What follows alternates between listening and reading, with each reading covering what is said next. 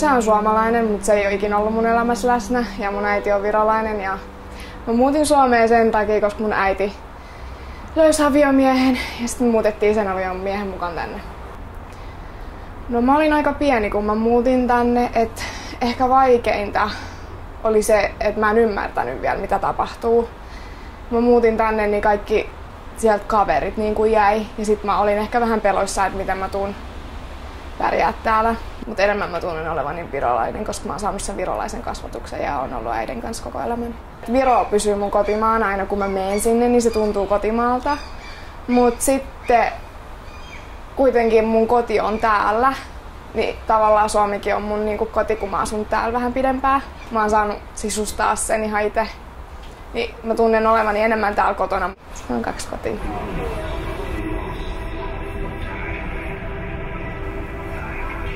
Viro on synnyinmaa ja kotimaa ja Suomi on kotimaa. Kuulemma mä olin jo 80-luvun keskivaiheella eli puolivälissä jo siellä tietyssä kiistanalaisissa kysymyksissä ilmoittanut aika radikaalisesti, että ensimmäinen mahdollisuus, kun Neuvostoliitosta tulee lähteä pois, mä lähden pois. Että tuli semmoinen tilanne, että kun mun sukujuurittama on suomalainen, sitten Suomi sitten antoi semmoisille niin sanottu ingrisuomalaisille mahdollisuuden tulla opiskelemaan töihin, asumaan. 91 muutin Suomeen sitten nuorena miehen reppuselässä. Aikuiselämä pääsääntöisesti on kuitenkin Suomessa. Mä olin 20, kun mä muutin Suomeen. Lähdin opiskelemaan ja ihan selkeänä tavoitteena asettua sinne ja näin. Ja sitten semmoisen uusioperheen myöten sitten tuli tämmöinen kuvio ja vaimo on taas sitten Viron tässä niin kytköksissä, että työt ja tavoitteet on täällä, että me ajatellaan, että me ollaan vähän kuin diplomaattiperhe. Tää on se pieni väli, mua pelottaa aina tässä. Että täällä ajotyyli osuu ja uppoo.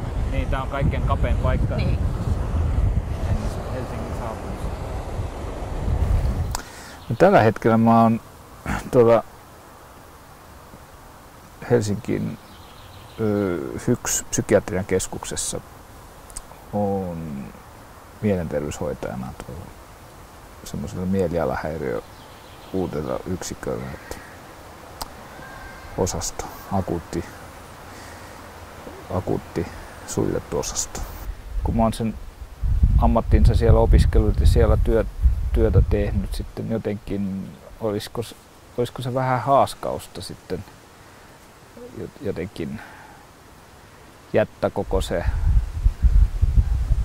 niin sanottu tähänastinen ja tehdä taas jotain uutta. Että se uudelleen aloittaminen on aina vaikeaa. Tässä nyt järjestely kuitenkin menee näin, että eli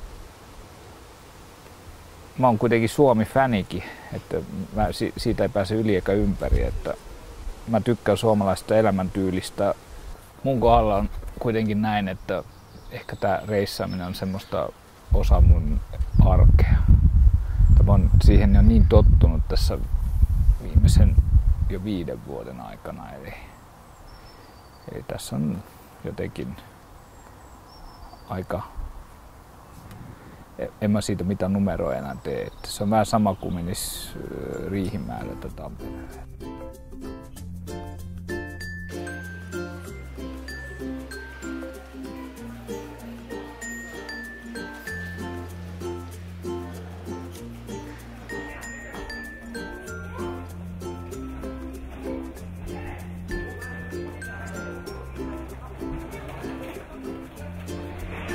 Lapset ovat totta kai vanhempia, mutta vanhan merimiehetkin 5 vuotta joskus merillä.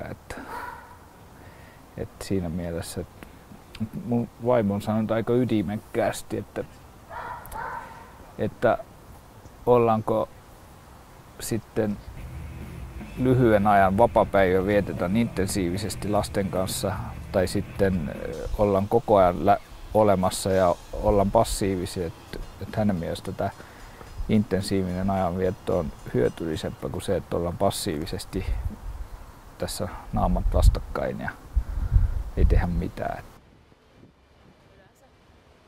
Totta kai Viron kulttuuri on joka ikinen päivä läsnä.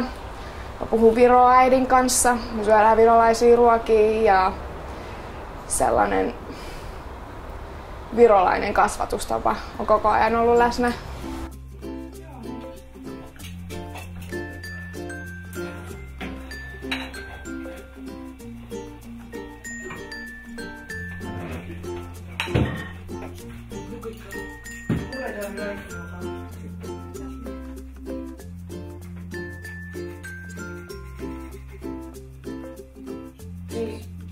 Mä käyn Virossa noin pari kertaa puolessa vuodessa. Ennen mä kävin enemmän, kun oli enemmän aikaa. Silleen sai olla enemmän koulusta poissa. Mut nyt kun on lukiossa ja amiksessa, niin ei sieltä voi oikeastaan olla poissa, niin se Virossa käynti on sitten harventunut. Mä opiskelen Helmi-liiketalousopistossa kaksoistutkintona matkailualaa. Musta on tulos matkailuvirkailija. Mä haaveilin joskus matkauppaan urasta, mutta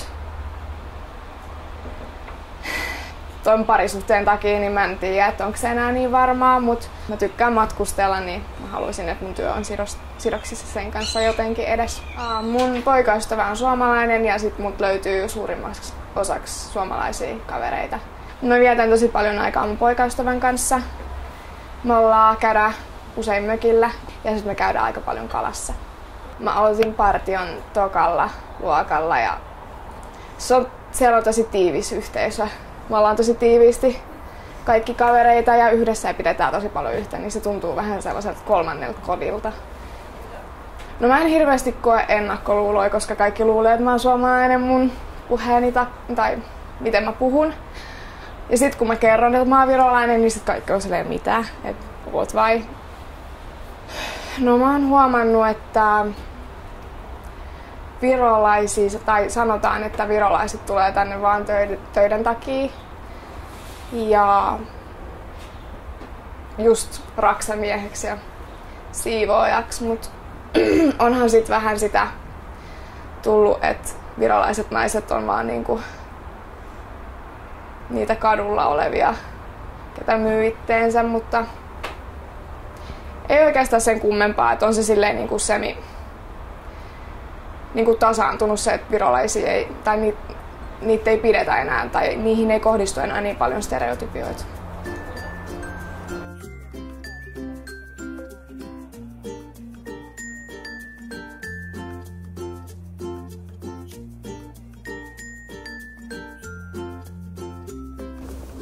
Kummallisia ihmisiä on molemmissa maassa, niin Suomessa kuin Virossa. Että onhan joskus ollut pientä, mutta ei sen kummempi.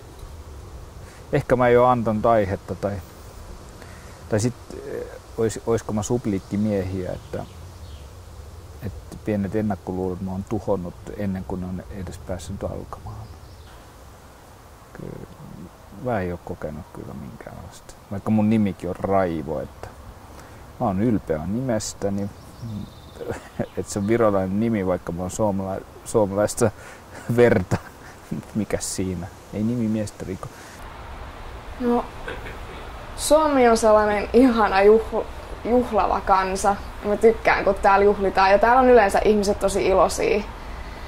Ja sellaisia vapaita ja rentoja. Että tykkää käydä luonnossa ja viettää luonnossa aikaa. Mut sit niin Virossa sitä ei hirveästi niinku Virossa, kun yleensä sä meet johonkin lähikauppaan, niin silloinkin laittaudutaan, mutta täällä Suomessa vaan niin voit kävellä tai ihmiset on sellaisia rentoja ja vapaita. Ja sitten Virossa mä arvostan just sitä, että niin kokoonnutaan isoihin porukoihin ja ollaan kaikki yhdessä. Hyvä Suomi. Entä sitten? Tähän saakka olen pärjännyt. Kaikki ymmärrävät, mitä minä puhun. Älä ole mitään. Juona.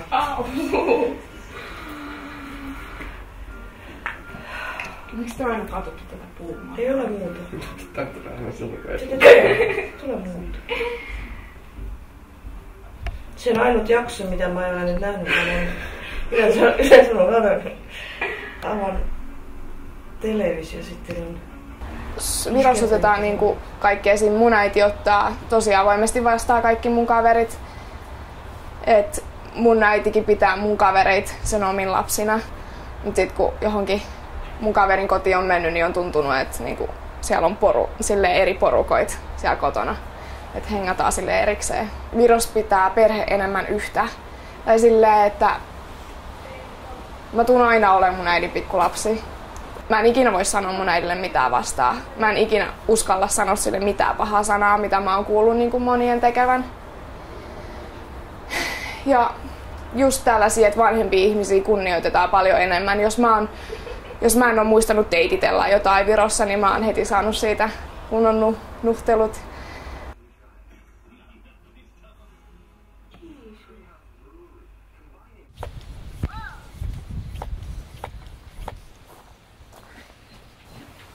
Just tää suomalainen on rehellinen, siellä hommat hoidetaan niin edelleen, että jos jotain sanotaan, niin tehdään.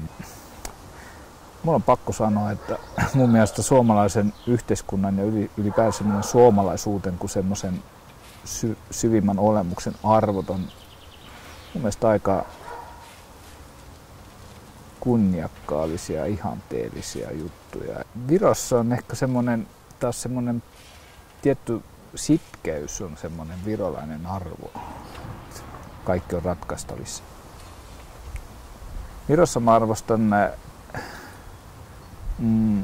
kansankulttuuri on aika semmoinen, mitä kaikki maailmassa ihmettelee. Meillä on semmoiset tärkeimmät jutut on laulu- ja tanssijuhlat, mikä on 4 vuoden välein. Ja se mieletön määrä harrastajia, ketkä harrastaa kuoromusiikkia ja kansantanssia. Ja se, miten tämmöinen suuri massa saataan puhaltamaan yhteen hiileen. Ja sitten Suomi on tasa-arvoinen maa, että siellä on kaikilla, ei siinä ole väliä, että onko sun vanhemmat varakkaita tai ei varakkaita, tai mikä on sun taustasta. Tavallaan Suomi on niin hieno tasa-arvoinen maa, että siellä on kaikilla periaatteessa luotu samanlaiset mahdollisuudet harrastaa. Se on ehkä semmoinen kulttuurina arvo, eli sitä ei synnytetä 1 vuodessa eikä 10 vuodessa, vaan se on semmoinen vuosikymmenten työn tuloksena. Et sitä mä arvostan ja se on mieletön. Se on mieletön. Ja mä oon sitä mieltä, että kansakunta jää kestämään, jos se tietää, mistä se on tulossa ja minne se on menossa. Brysselin pissin pois.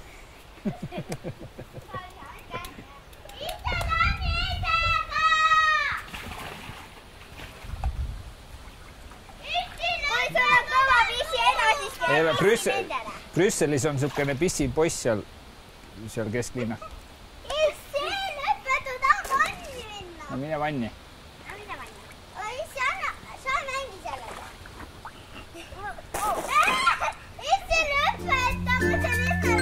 Ütled vä? Oi kui tore.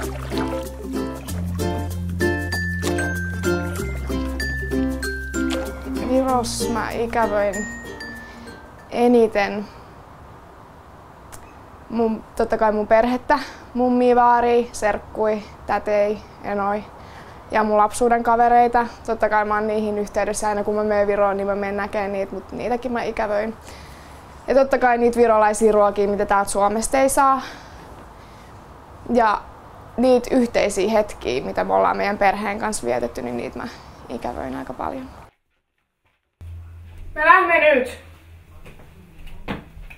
Niin paljon lähettekö?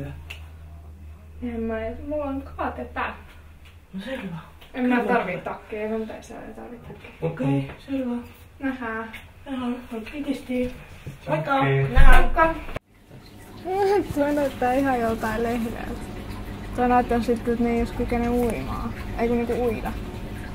Musta on raukka, kun se on yksin. Ei, tossa on 2 lisää. Siis se on sitä. Joo. Mitä on siis täällä sinus? En mä tiedä miksi. Niin ajattelit sä sitä rapua? Joo. Joo. Silloin kun mä menen Viroon, niin Minkä väristä? se tuntuu sellaiselta vapauttavalta. Mutta kyllä mä uskon, että mä tulevaisuudessa tuun olemaan Suomessa. mä oon tottunut tähän ympäristöön ja täällä on hyvä asua.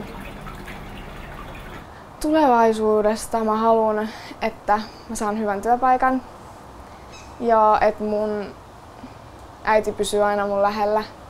Meillä ei tule mitään sen isompia riitoja koskaan. Ja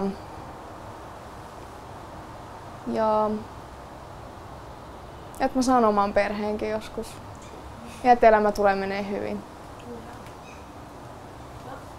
Tärkein on se, että aamulla kun herää ja illalla menee nukkua, että on se olo, että on toiminut oikein. Että on 3 vaihtoehtoa, miten elää. Miten itse haluaa, miten muut haluaa, tai 3. vaihtoehto on elää oikein.